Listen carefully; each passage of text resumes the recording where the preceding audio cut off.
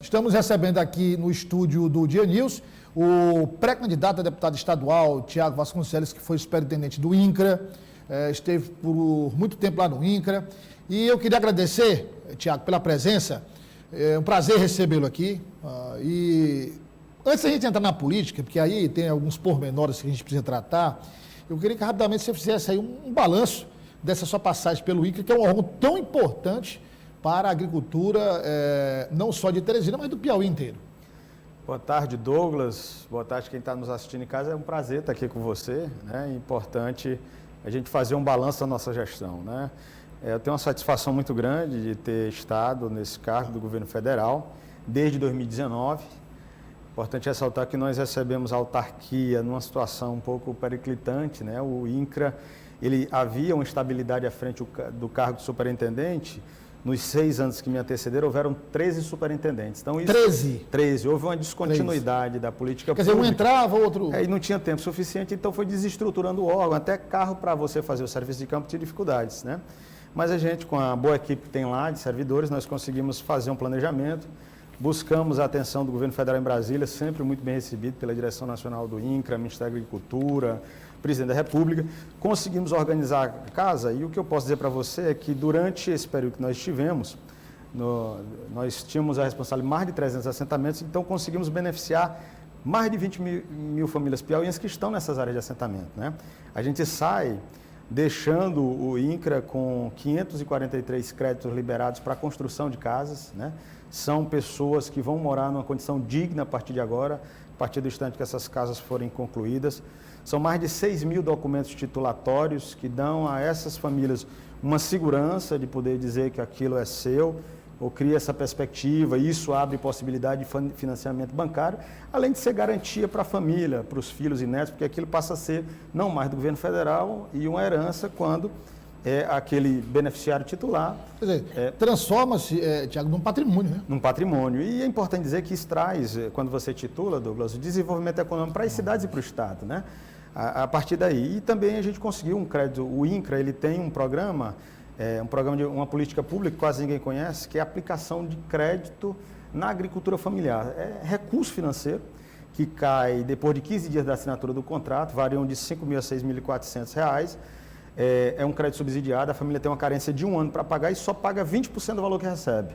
Né? Tipo, quem recebe 5 paga R$ 1.000 daqui a 1 ano. Então, assim, um investimento que ela vai lá, aplica diretamente na atividade produtiva que ela pratica lá na área de assentamento, seja na criação de animais, seja na horticultura. Então, assim, um trabalho também, a gente conseguiu quase, e cerca, na verdade, de 30 milhões de reais para serem aplicados aqui na agricultura familiar do estado do Piauí, através dessa área de assentamento. Então, a gente faz um balanço muito positivo da nossa estadia lá, muito feliz, e, sinceramente, isso traz uma sensibilidade para a gente, porque são famílias, a maior parte delas em situação de risco, que precisam realmente de uma atenção do poder público. Então, o nosso balanço é esse. Eu digo, até numa despedida que fiz na rede social, que eu me reconectei com as minhas origens. Eu sou neto e filho de agricultor familiar. Meus avós eram agricultores familiares em Benetino, né? Meu avô trabalhava na roça, criou meu pai na roça, e quando os filhos vieram estudar na capital para fazer o ensino médio que não tinha, naquela época na cidade do interior, meu avô mandava o que ele podia de lá para cá, comida, enquanto meu pai e meus 2 tios mais velhos tiveram que trabalhar para poder pagar aluguel, se vestir. Então, assim, isso nos reconecta e, graças a Deus, a gente vê o brilho no olhar, a esperança a partir desse trabalho que a gente conseguiu realizar, logicamente, com apoio lá dos servidores da casa. Então, são quase 3 anos de uma estadia que eu tenho absoluta convicção que a população que nos acompanhou, ela tem também esse mesmo raciocínio de que nós fizemos o máximo que nós podíamos fazer. Tiago, bem rápido para a gente entrar na política, são 2 assuntos que eu lembrei agora. O primeiro deles, você falou aí da quantidade de famílias que foram beneficiadas com títulos, que é um problema no estado inteiro. Eu conversava, inclusive, com o presidente do INTERP, o doutor Chico Lucas, e ele falava, disse, olha, se eu for detalhar aqui a quantidade de locais irregulares, inclusive Teresina, é um absurdo, né? E você sabe disso também como superintendente do INCRA. Então, esse é um problema que não vai ser resolvido em uma gestão, em 2 gestões, isso é um problema que tem que haver como ocorreu descontinuidade nas gestões anteriores, esse problema tem que haver continuidade, isso tanto da capital quanto do interior. Mas um outro problema que ocorre pontualmente, esse é pontualmente, é o assédio. E muitas vezes, inclusive, a questão de cangaceiros, jagunços, que tem interesse em determinadas áreas que são de propriedade oficialmente daquelas famílias, inclusive áreas que já foram tituladas pelo INCRA, mas essas famílias são praticamente expulsas.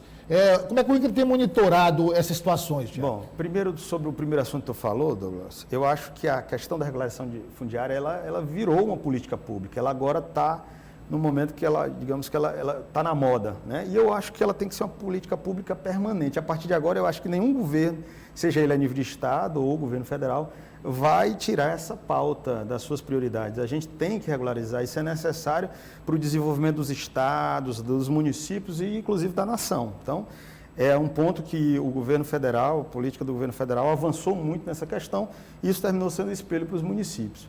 Quanto a essa questão, né, o INCRA, particularmente, ele tem uma ouvidoria interna e funciona através de provocação das famílias que estão nas áreas de assentamento. Elas notificam o INCRA formalmente, o INCRA manda o ouvidor agrário lá para tentar fazer o que a gente chama de um trabalho de conciliação.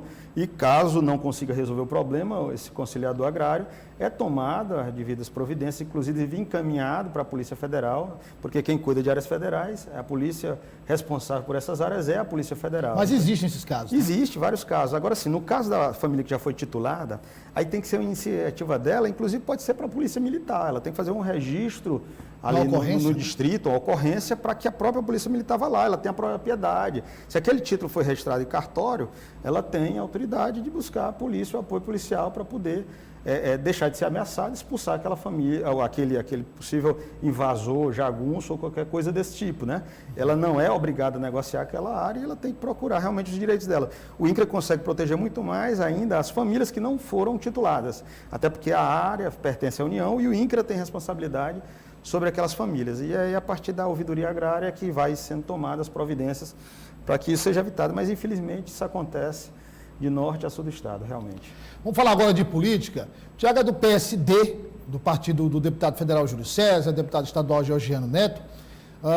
Deixou o INCRA porque o PSD vai acompanhar a base do governo e o INCRA é uma indicação federal e quem é aliado aqui no Piauí do presidente é o senador Ciro Nogueira, então foi uma decisão do partido deixar o cargo para que o senador Ciro Nogueira, ministro da Casa Civil, possa fazer a indicação, decidir quem vai ocupá-lo.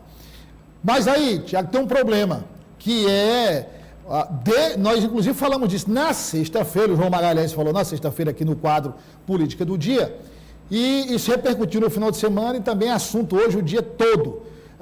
Essa aliança cruzada, digamos, entre MDB e PSD. Porque com a história das federações e também essa disputa que ficou cada vez mais difícil, qual foi a saída? Pelo menos é o que está posto na imprensa, que os candidatos a deputado federal do MDB e do PSD serão candidatos pelo PSD e os candidatos a deputado estadual dos dois partidos serão candidatos pelo MDB. No seu caso, especificamente, deputado estadual seria pelo MDB. Como é que você está avaliando essa situação? Qual é o seu ponto de vista sobre essa estratégia? Bom, Douglas, primeiro dizer para você, que é algo que até era repetido por ex-governador, diz que a gratidão é a mãe de todas as virtudes. Então, primeiro reconhecer aqui a minha gratidão ao deputado Júlio César por ter nos indicado lá atrás ao presidente da República para poder estar como superintendente do INCRA. Então, por essa gratidão, nós mantivemos esse alinhamento pela formação do grupo do PSD, estava se formando uma chapa muito competitiva para mim na condição de pré-candidato, hoje eu posso falar como pré-candidato, antes eu estava como gestor, então é uma chapa realmente que possibilitaria a eleição de 4 ou 5 deputados estaduais. Então, só para a gente entender, o PSD, com os candidatos que tem, a projeção era 4 eleitos com a briga pela quinta vaga. Na verdade, hoje já fariam 3 diretos, um pela sobra, mas pela contagem que a gente faz, eu aprendi a fazer essas contas, poderia ou eleger 4 diretos e 1 pela sobra, ou 3 diretos e 2 pela sobra.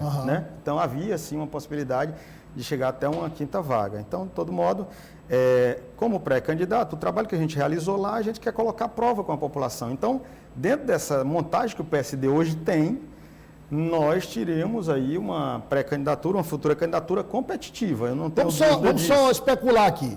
Nós teremos a eleição do deputado Georgiano, a eleição do doutor Hélio, Carlos Augusto. E aí a gente teria uma disputa pela quarta vaga, eu e outros candidatos que estão lá afiliados. Ou quarta e quinta vagas. Caso eu não tivesse voto suficiente para passar o de mandato, nós estaríamos lá disputando quarta e quinta vaga, né? Então, assim, um cenário muito, muito bom, muito animador, né, na nossa campanha. Quanto a essa discussão, na verdade, ela foi trazida ao meu conhecimento na sexta-feira. Nós nos manifestamos, tanto ao deputado Júlio César como ao deputado Júlio Georgiano, que não éramos favoráveis a esse entendimento. De todo modo, eu ainda não... eu tive ontem, recebi uma ligação informalmente dizendo que avançou essa possibilidade. Travou no começo e depois na avançou. sexta-feira à noite foi negada, foi mandada uma resposta ao MDB que não daria certo, mas aí eu soube que pelo domingo ela avançou de certa forma. Eu não fui comunicado formalmente, mas é algo que você precisa pensar, analisar bem. Que aí o senhor sai desse cenário do PSD cenário, e né? Cai do MDB com essa quantidade de parlamentares. Aí nós temos que ter, primeiro, uma paciência para fazer realmente essa análise. Eu não vou tomar nenhuma decisão precipitada, é uma pré-candidatura, são várias pessoas, tanto da capital do interior, que estão hoje apostando nesse nosso projeto, então a gente tem que ter a responsabilidade de dialogar com nossas bases, com alguns segmentos que nos apoiam, como o segmento evangélico, pessoal da agricultura familiar, então tem que conversar bem e analisar. É como eu disse no começo, como eu já venho com 2 montagens de chapa, de experiência e 3 presidências de partido, a gente tem conhecimento, acredito eu, para fazer uma análise bem consciente, bem tranquila. E, primeiro, eu preciso ser comunicado formalmente, né? De certo é que se acontecer, vai afunilar muito, né? Vai ficar, até o momento, vão ficar 3 chapas de um lado e uma do outro. A não ser que apareça uma terceira ou uma outra chapa que possa ser montada a partir de agora, né? Você vê, vai ficar de um lado a federação, o MDB, se isso acontecer, né? Lógico. E o Solidariedade do Evaldo, né? E do outro, Progressistas. Então, a gente tem que ver com muita calma. De certo é que essa mudança da legislação, ela vai afunilando esse processo e a gente tem que ter muita paciência, né? Mas ainda há tempo de surgir também alternativas. De todo modo, eu vou aguardar, o deputado Júlio e o deputado Jorge estão viajando para uma agenda no litoral, eu vou aguardar eles para a gente dar uma conversada e me posicionar depois que eu tiver realmente uma compreensão do cenário como um todo, né? Mas que realmente muda, o cenário, se isso acontecer, muda completamente. É uma reviravolta, reseta tudo, né? Volta do zero. E volta para o zero. A gente vai Tiago, ter que analisar. tem 30 segundos só. Esse cenário, pelo que a gente percebeu nas suas respostas, é um cenário que você considera totalmente desfavorável. Considerando aí a quantidade de deputados estaduais, desfavorável. A pergunta levando em conta os votos que você tem, acredita ter, com todos esses apoios, e também com a amizade aos deputados Georgiano e Júlio César, você pode chegar lá e dizer, olha, eu mantenho aqui minha fidelidade, minha amizade, meu respeito, mas eu estou pulando fora, estou indo aqui para a sigla tal. Douglas, eu sou muito sincero, eu acho que sinceridade é um problema na política. Mas, assim, resolve um problema da chapa de federal, com os candidatos a federal, resolve, na chapa federal do PSD, resolve o problema dos federais, aí resolveu o problema dos estaduais do MDB, e aí tem o problema meu, e aí quem resolve, né? Então é por isso que eu estou dizendo, eu tenho que pensar, meu compromisso de gratidão era com o PSD, eu tenho que ver realmente o que vai acontecer, e por isso eu sempre construí as minhas decisões conversando, eu sempre entrei em todo lugar pela porta da frente, e se tiver que mudar alguma coisa, da mesma forma. Agora sim, a gente tem essa consideração realmente, e por isso a gente vai buscar esse diálogo e a compreensão do que está acontecendo. Tiago, obrigado pela presença.